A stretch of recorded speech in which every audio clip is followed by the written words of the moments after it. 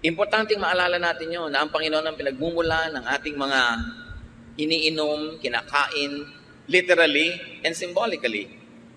At sinabi ng Panginoon na gagantimpalaan niya ang sino mang nagtitiwala sa Kanya. Hindi ka pa man abutan ng gantimpala. Yung nagtitiwala ka pa lang, may premyo na yon kasi pumanatag na yung loob mo.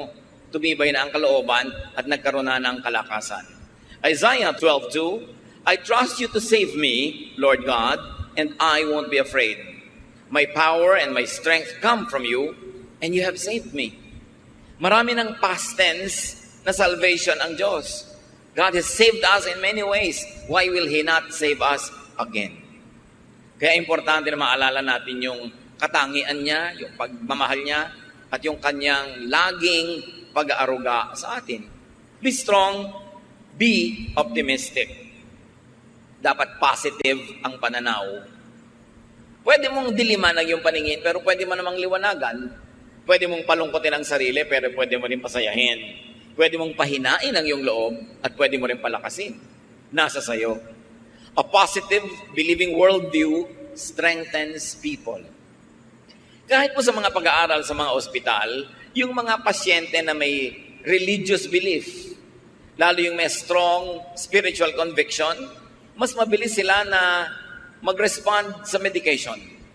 Mas tinatabalan sila ng gamot at ng therapy at ayon sa pag-aaral, mas mabilis silang gumaling. Napakahalaga na pati ngayon ang siyensya ng medisina ay nagpapatotoo na ang pananalig ng tao mayroong kinalaman sa kanyang kalakasan ng katawan. Na pag buo ang kanyang loob, pati ang katawan niya sumusunod. But negative worldviews weaken people.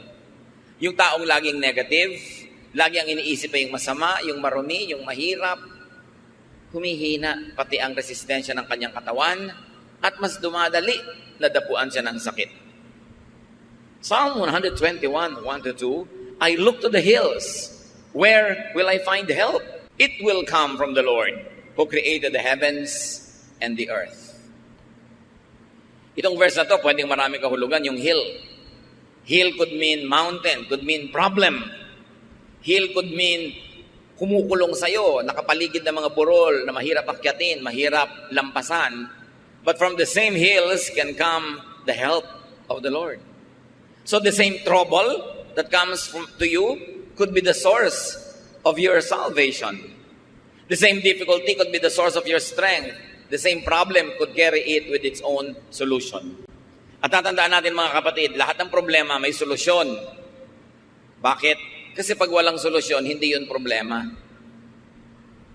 At pag hindi problema, di huwag problemahin, tanggapin, mahalaga positive ang iyong pananaw. Romans 8:28, we know that God is always at work for the good of everyone who loves Him. Pag ito, dinibdib natin, na ang Panginoon ay laging gumagawa sa ikabubuti ng mga nagmamahal sa Kanya, kahit kuminsan sa biglang tingin, ay parang hindi maganda yung nangyayari sa buhay. O kahit tagalan mo pa yung tingin, titigan mo at suriin mo, parang mahirap talaga yung nangyayari. Pero kung ikaw ay umiibig sa Panginoon, may paghuhugutan ka ng lakas. Dahil sabi, pag umiibig ka sa Panginoon, lahat ng pinapayagan niya mangyari sa buhay mo ay sa ikabubuti mo. Hindi lang lagi, malinaw na ikabubuti mo yon. Pero kung may pananalig ka, malalampasan ang paningin mong physical, yung nakikita mong parang hindi maganda. At kahit wala kang pruweba sa iyong isip, sa pananalig mo, napapatunayan mong ikabubuti mo yon, doon pa lang, lalakas ka na, gagaling ka na, o malalampasan mo yung oras ng hirap. Follow people who model strength. Maraming mga tao sa paligid natin na pwedeng gawing huwaran. Ang gagawin yung huwaran sa buhay, yung mga matatatag ang loob. Yung buo ang loob, yung matatapang. Huwag yung mahihina. Pagka ang ating ginawang idolo sa buhay, huwaran, yung mahihina, walang ginawang pangharap sa problema kundi iyak, walang mangyayari sa'yo. Pero kung ang titingnan mo, yung mga strong characters, actually, sila yung madalas panalo. In fact, sa mga soap opera, sa mga drama-dramang kinawiwilihan ng marami, yung mga kontrabida nga ang laging enjoy sa buhay. Sila tong kitatatag ng loob, kititigas ng mga sikmura, pero sila ang nananalo, nakukuha nila yung pera, nakukuha nila yung boyfriend o girlfriend, nakukuha nila yung mana, Ang totoo niya, sa huling episode lang naman sila biglang masusunog o kakainin ng lupa o kaya ay kakagatin ng napakaraming langgam.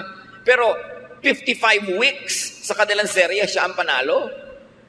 Tapos ang lagi nating iniidolo, yung iyak ng iyak, yung laging talo, yung laging api, yung laging kawawa. Kaya ganun tuloy nangyayari sa buhay ng mga manonood. Dapat tibayan ang loob. At huwag kayong tumanggap ng advice, ng example na hindi nakakabuti kahit mukhang kawawa siya. Hindi mabuti sa tao yung kawawa. Hindi mabuti yung nagpapakawawa. Huwag kang mang-api, pero huwag ka rin pa-api. Psalm 1:2, God blesses those people who refuse evil advice and won't follow sinners or join in sneering at God. Instead, the law of the Lord makes them happy, and they think about it day and night. Yung advice, kahit hindi sabihin ng bibig, pero yung example ng mga laging api, laging kawawa, laging mahina ang loob, hindi magandang advice yun. Talo ka dun. Dapat ang tao matibay.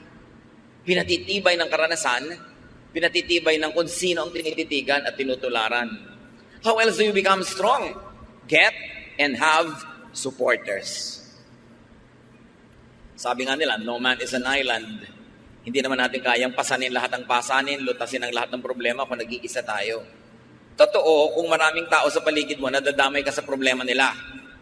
Pero nadadamay ka lang naman hanggang papayagan mo at hanggang kaya mo. Hindi ka naman kayang ubusin ng problema nila kung hindi ka papayag. Yung iba umiiwas makipagkaibigan, makipag-close friendships kasi ayaw nilang madamay sa mga utang, mga problema ng iba. Pero tandaan nyo, sa inyo naman problema, sa inyong pangangailangan, sa kahit paminsan-minsan lang pero dumadating na oras ng kahinaan, kagipitan, napakahalaga that you have a support system. Napakahalaga na may mga tao sa paligid natin na nagsusuporta sa atin. Pero siyempre, susuportahan ka lang naman kung supportive ka rin sa kanila. Kaya willing ka dapat to invest in human relationships. Yung human relationships, kuminsan abala yan eh. Abalang makipagkwentuhan, abalang makaladgadgat mayaya doon, pumunta sa mga event niya na hindi ka laging interesado. Pero isipin mo na rin na sa ikabubuti mo rin yon. Dahil darating ang panahon, kakailanganin mo ang iyong kapwa-tao.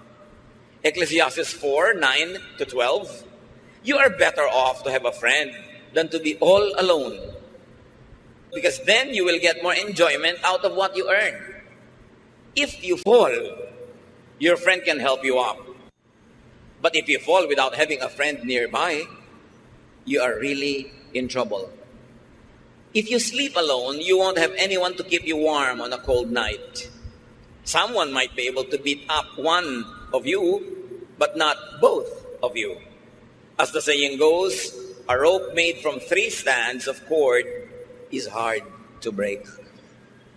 Malinaw naman ang mensahe nitong Ecclesiastes.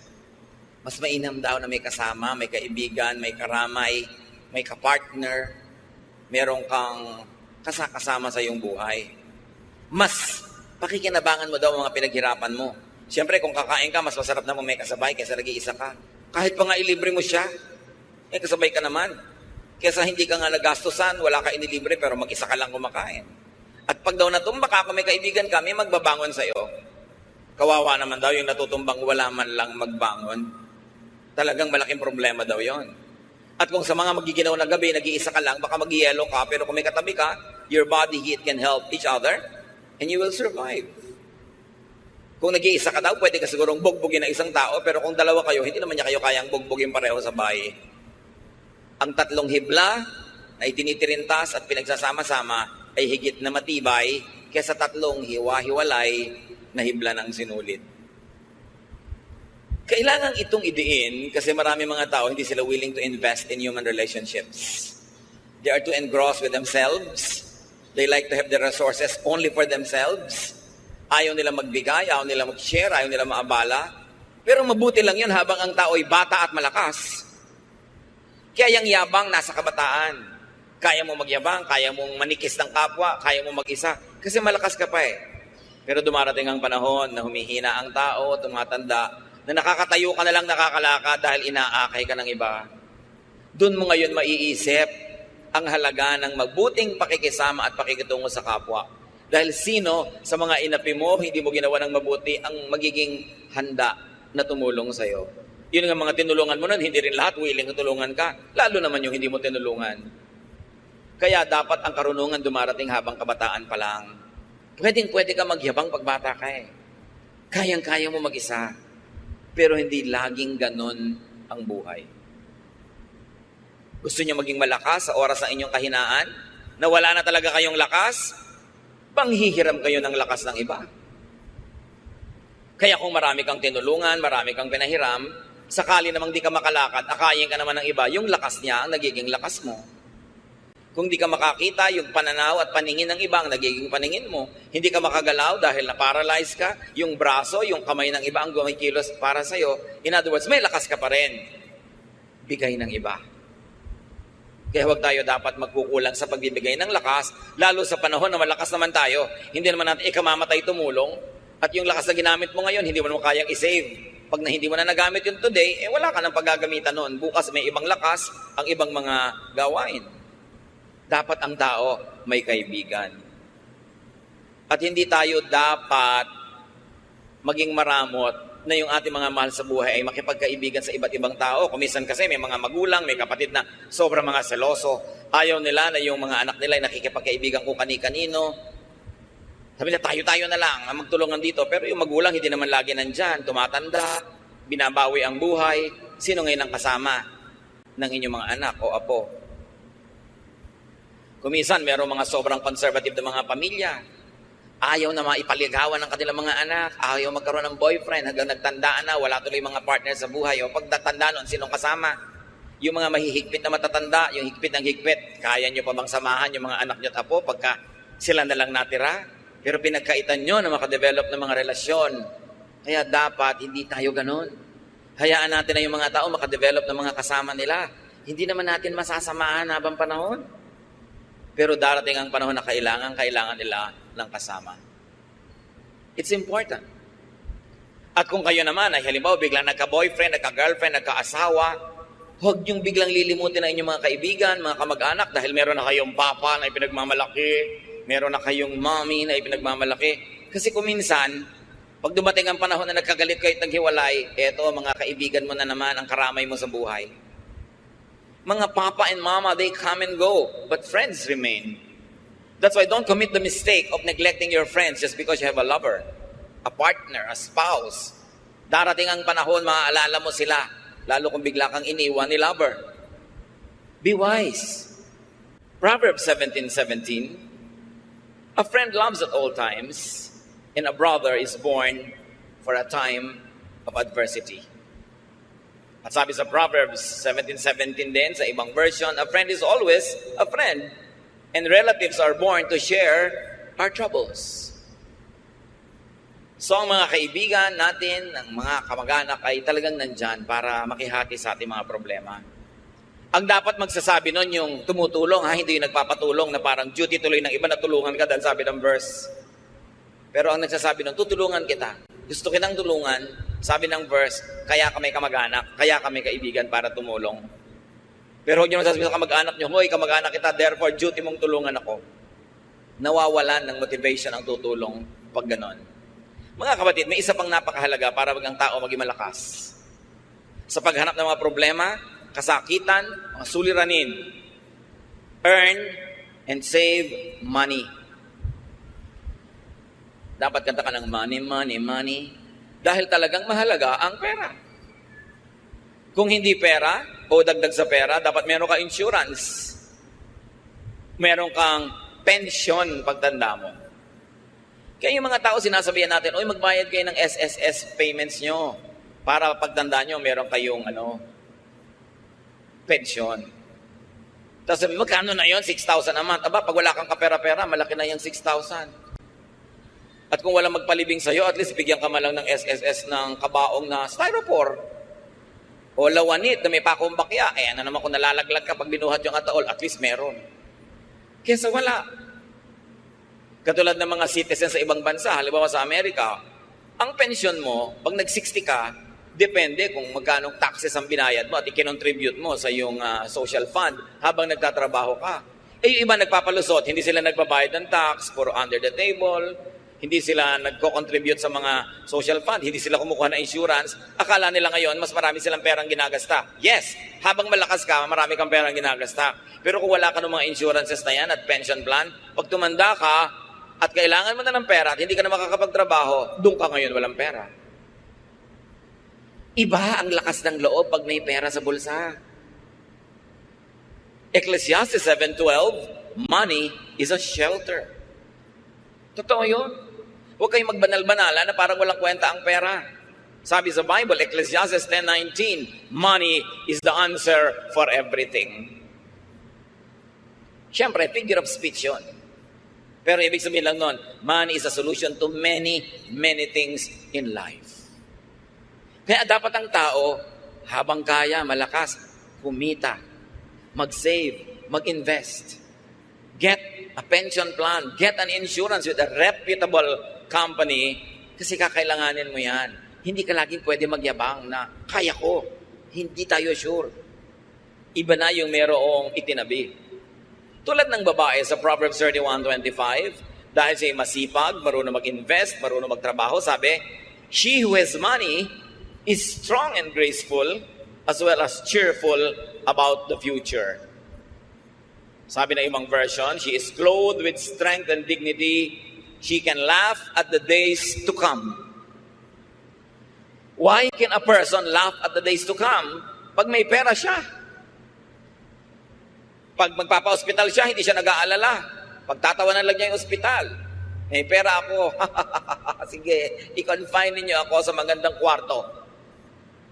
Pero pag wala kang pera, pwede ba dito na lang ako sa corridor? Diba?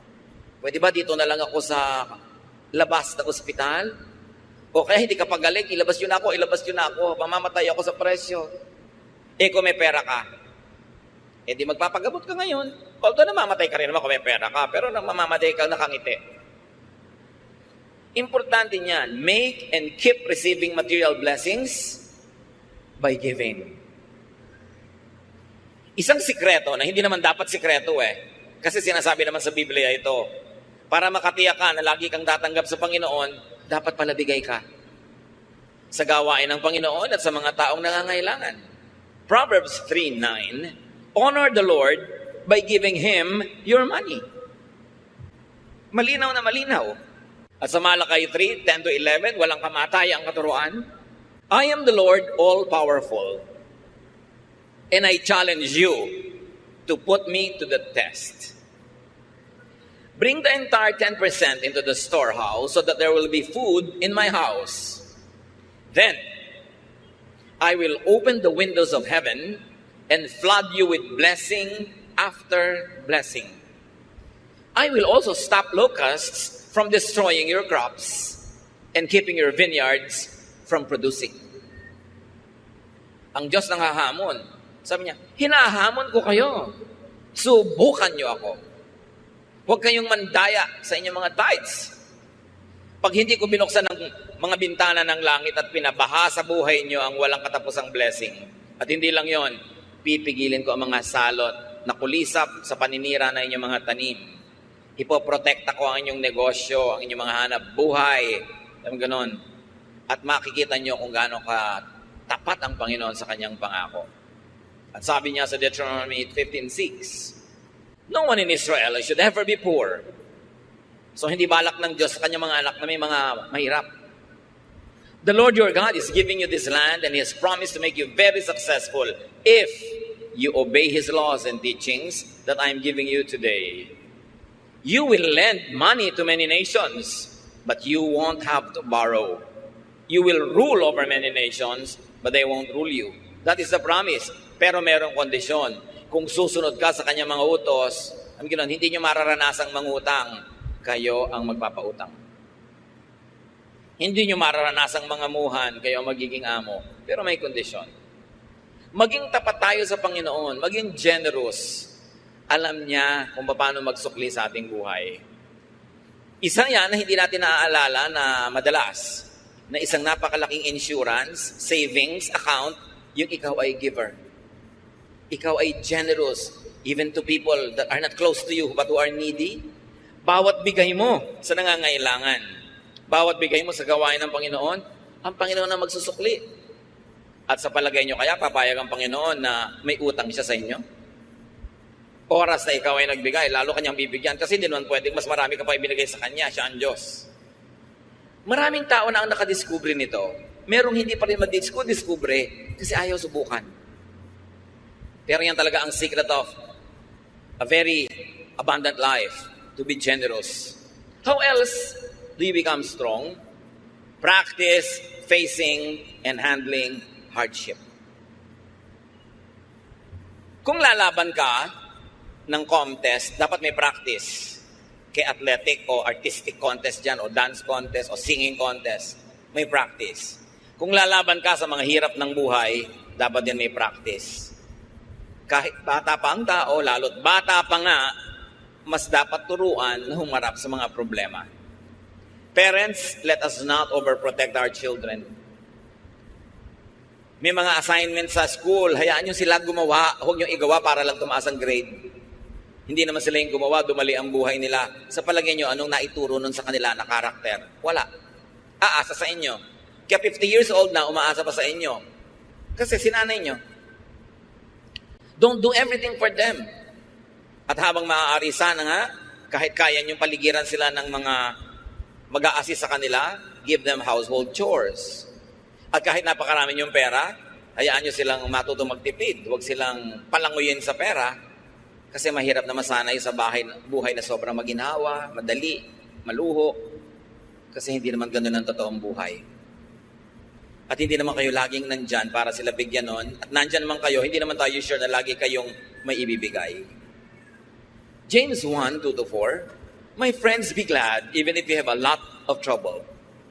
You know that you learn to endure by having your faith tested. But you must learn to endure everything so that you will be completely mature and not lacking in anything. Pagtiisan daw ang dapat pagtiisan. Pagtiyagaan ang dapat pagtiyagaan para kayo lumago. Walang kulang sa inyong pagkatao, sanay kayo na bumata ng hirap. And as we have said, it's better to practice early. Kaya sabi ni Balagtas sa Florante at Laura, pag-ibig anak ko yaking nakilala, di dapat palakihin ang bata sa saya. At sa katuwaan kapag namihasa, paglaki walang hihinting ginhawa. Para ng halamang lumaki sa tubig, dahoy nalalanta, munting di madilig. Ikinaluluoy ang sandaling init, gayon din ang pusong sa tuway maniig. Kaya sabi niya, ang laki sa layaw, karaniway hubad, sa bait at muni, sa hatol ay salat. Masaklap ang bunga ng maling paglingap, habag ng magulang sa irog na anak. Pag inispoil mo ang bata, ano mangyayari?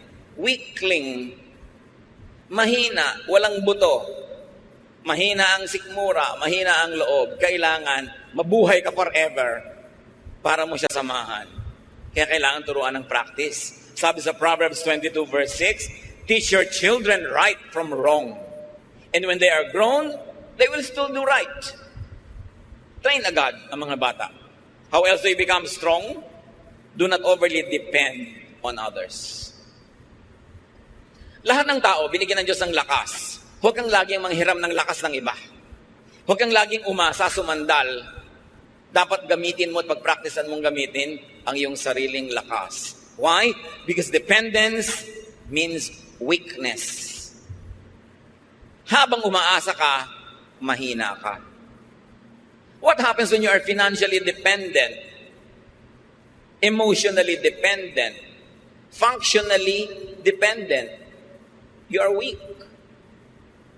May mga asawa na binubugbog, pinagtataksilan, halos ay lapastanganin na lang ng husband, hindi makahiwa-hiwalay, hindi makabuo ng sariling buhay. Bakit? Walang hanap buhay.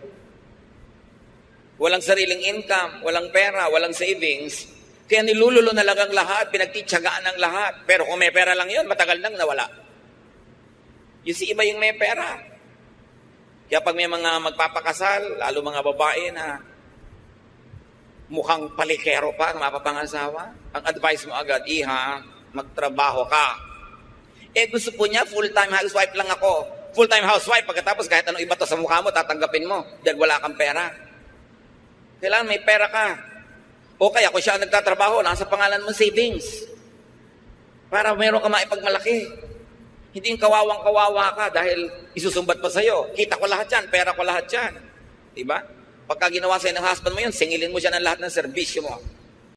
Security guard ka ng bahay, plumber ka ng mga gripo ninyo, diba? Nurse ka ng mga anak, taga-sundo ng mga anak, cook ka ng mga pagkain, labandera ka, at whore ka pa sa kanya. Doon ka malaki sumingil. Diba? Lakihan mo singil. Para hindi akala niya siya lang ang may kita. Pag binayaran nga ang housewife sa bahay, kulang pa yung sweldo ng husband eh. Kasi yabang-yabang pa, kape! Sino pumapalakpak dyan sa likod? Di ba? Siguro binubusan nila ng kape yung humihingi. Marami namang husbands, mababait ha? Pero kung minsan, pagka biglang nahumalin kung kanino, nawawala ang bait. Kaya dapat secure kayo, meron kayong sariling income, itaktak nyo sa utak nyo yan. Hindi naman ibig sabihin na may income kayo, ilalayo kayo o hihiwalay, pero mabuti na yung meron kayong choice. Hindi kayo overly dependent. 1 Thessalonians 4:11-12, live in a way that you won't have to depend on anyone. Ganon din naman yung mga magulang eh. Minsan sayang lang, medyo huli na sa iba, pero habang maaga pa, secure yourself. Huwag kayong umasa sa iaabot-abot lang ng mga anak nyo in the future. Dahil kung minsan, ang dalang ng abot. Ang konti. No? Napa-hospital ka ng 7 araw, bibigyan ng pambili ng medical. O eto po, pandagdag. Ha, pandagdag! Ang liit naman yan para ipangdagdag. Pero paano kung umaasa na lang kayo dahil wala kayong isinubi? Be strong. Do not overlove or overneed anyone.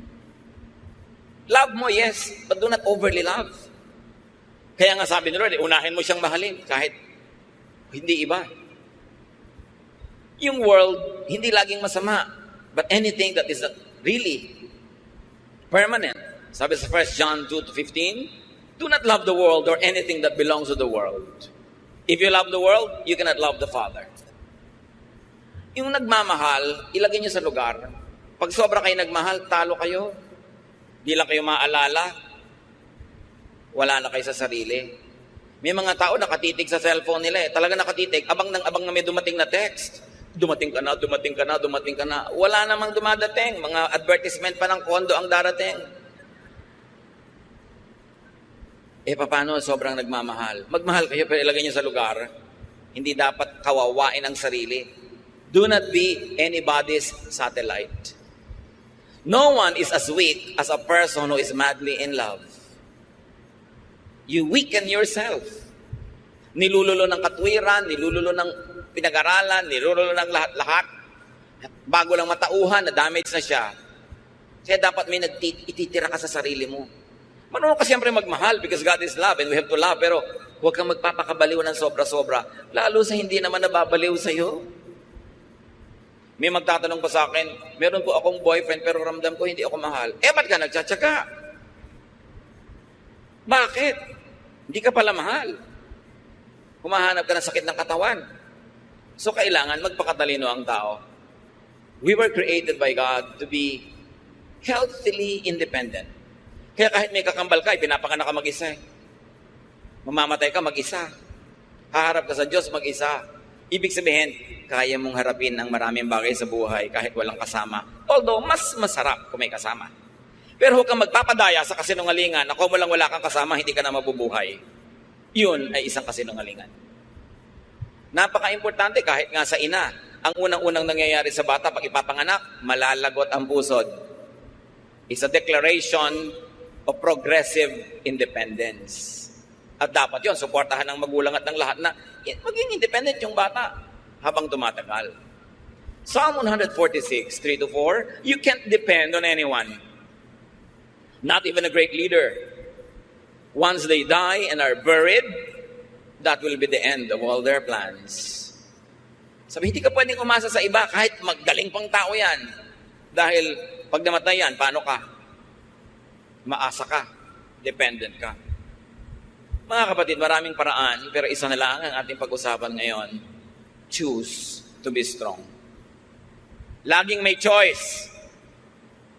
It's a choice. It's your choice.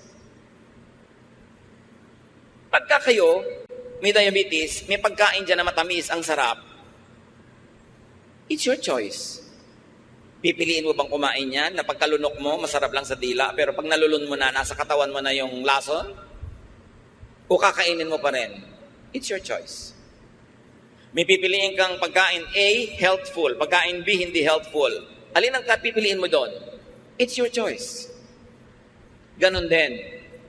May problema ka. Pwede kang maging manghina, himatayin, manlumo. Pwede ka pa nga magpakamatay. May gumagawa pa nun. Pero ba't naman yun ang pipiliin mo? It's your choice. Choose to be strong. Iniwan ka ng asawa mo. So, gusto mong mamatay dahil lungkot na lungkot ka na, daya ka at saka dependent ka pa. Sabi mo, no, I choose to be strong. I will not be a loser. Meron kang sakit, malalang sakit. Pwede ka maawa sa sarili, pwede ka magmukmok, but you can choose to be strong. I will choose to be strong. I will maximize whatever is left of my life. I will do whatever my health allows me to do. I'll choose to be strong. I'll choose to be victorious. I'll choose to be cheerful. Although I can choose to be sad. But why will I choose to be sad? Meron kayong namimiss, ang lungkot-lungkot nyo, magkahiwalay kayo. You can choose to be alone in a room and be sad. And you can choose to go out and amuse yourself. Do something to forget it. It's your choice. Pinipili natin kung magiging mahina tayo o malakas. 2 Corinthians 4, 8-9. We often suffer, but we are never crushed. Even when we don't know what to do, we never give up. In times of trouble, God is with us. And when we are knocked down, we get up again. Natumba ako, yes, pero hindi ako papayagan na tapakan ako ng lahat ng dumadaan. Tatayo ako uli. Nadaya ako, yes, pero may buhay pa ako, papawi pa ako. Hindi ako magmumukmok sa buhay. 2 Corinthians 4, 16-17, we never give up. Our bodies are gradually dying, but we ourselves are being made stronger each day. These little troubles that are getting us ready for an eternal glory that will make all our troubles seem like nothing. Ganon, hindi tayo susuko. Yung mga problema na yan na ating kinakalaban, magiging trophies yan later. Bawat bato na ihahagi sa atin ay magiging monumento. Bawat sugat ay magiging tropeo if you choose to be victorious. Kaya sabi sa Deuteronomy 3:31-6, be brave and strong. And the Lord Jesus echoes that, have peace, do not be afraid. Pag nangihina kayo mga kapatid, pinipili nyo lang yun. But sometimes hindi tayo aware. Hindi tayo aware, ipinapakain natin yung ating lakas sa mga negative forces. Joshua 1:9, I've commanded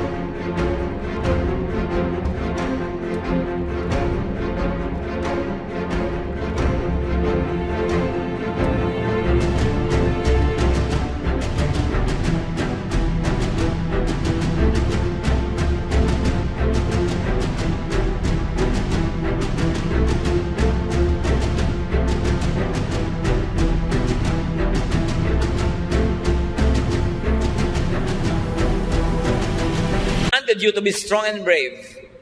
Don't ever be afraid and discouraged. I am the Lord your God, and I will be there to help you wherever you go. God's people are strong and brave, not weak and afraid. Hindi ganon. Dapat ang tao lakasan ng loob. 1 Corinthians 16:13, keep alert, be firm in your faith, stay brave and strong. Wala kayong kaharap ngayon o haharaping problema na hindi na nakaharap ng mga tao noong unang panahon pa. Walang bago sa mundo. Walang bagong problema ang hindi pa nadinig ng Diyos na idinaing sa Kanya ng mga tao. Walang bago. Therefore, lahat yan may katapat na. Lahat ng kahinaan ay may katapat na lakas. Ang lahat ng tanong ay may katapat na sagot. Pusali man ay may katapat na langit, sabi nga ng matatanda. So huwag tayong lagi na lang mag-awa-awa sa sarili. Huwag laging magpaawa sa kapwa. Kumusta ka? Eto, kawawa naman ako. Eto, mahina ako. Eto, may sakit ako. Ang dami mo nang mapipiling ibalita. Kumusta ka? Pwede mo sabihin, wow, ang saya ko, nagising pa ako ngayong umaga. Pero pwede mo sabihin, ang taas-taas nga ng BP ko. It's your choice.